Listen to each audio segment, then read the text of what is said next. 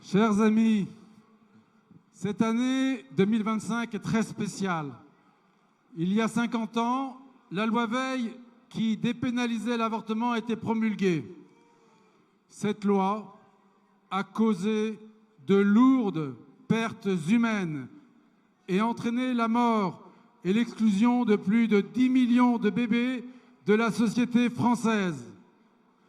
Elle incluait, hélas aussi, la possibilité de mettre fin à la vie d'un bébé atteint de handicap jusqu'à la veille de sa naissance. Nous n'avons pas peur de dire que l'avortement est la première cause de mortalité en France pour l'espèce humaine. Et pourtant, la liberté d'avorter a été inscrite dans la Constitution. Les conséquences sont désastreuses sur un plan moral, de santé publique, économique, démographique.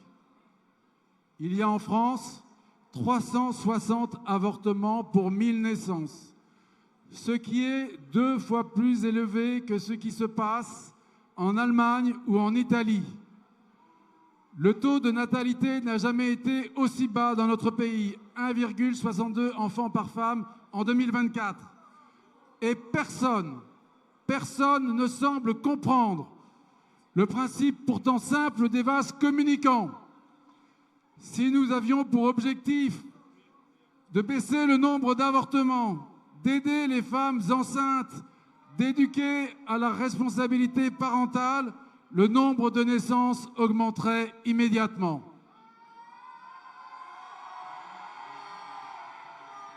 Or, rien n'est fait pour réduire le drame de l'avortement.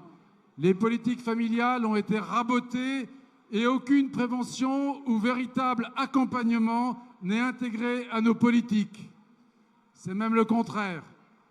Penser qu'un avortement est pris en charge à 100% par la sécurité sociale, quand des actes liés à une maternité menée à terme sont simplement remboursés à 70%. C'est le monde à l'envers. Nous avons perdu beaucoup de batailles, mais il est possible de changer les choses.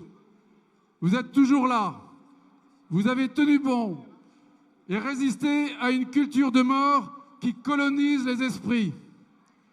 Les Français doivent maintenant retrouver leur liberté de penser et choisir des élus qui auront à cœur de vouloir protéger la vie de la conception à la mort naturelle. Le chemin sera long et difficile, il ne tient qu'aux Français de l'emprunter.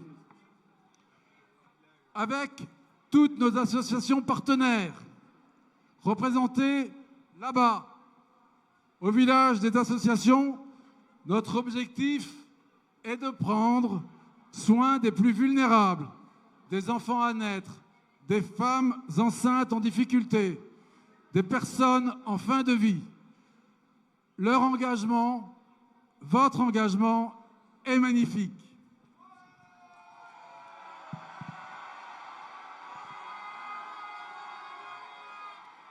Nous allons honorer, après avoir marché, bientôt, tous les serviteurs de la vie. Vous pourrez les applaudir et nous donnerons la parole à quelques-uns d'entre eux. 2 associations méritantes, investies dans la protection de la vie, recevront un prix exceptionnel de la Marche pour la vie. Pour la première fois, nous décernerons un prix. Nous pouvons nous réjouir de leurs actions concrètes. Nous n'oublions pas non plus les menaces sur la fin de vie avec une nouvelle proposition de loi qui pourrait être étudiée dans les semaines à venir et qui permettrait euthanasie et suicide assisté. Nous y sommes opposés. Être solidaire, c'est prévenir le suicide, accompagner les mourants, mais pas les tuer. Ce que nous voulons, c'est 100% de soins palliatifs, 0% d'euthanasie.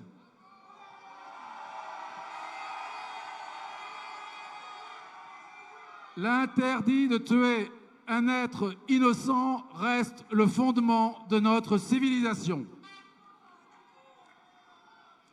Merci à vous d'être ici à Paris.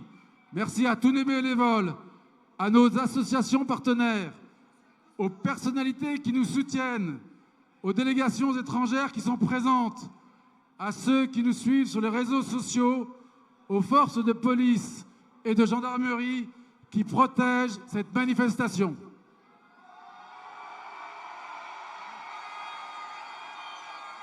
Avant de lancer la marche, je rappelle que nous sommes devant le parvis des droits de l'homme. Ce parvis, nous pouvons le renommer parvis des droits du petit homme, de l'enfant à naître. Je vous propose 1 minute de silence pour les plus de 10 millions de bébés qui n'ont pas eu la chance de naître dans notre pays depuis 1975.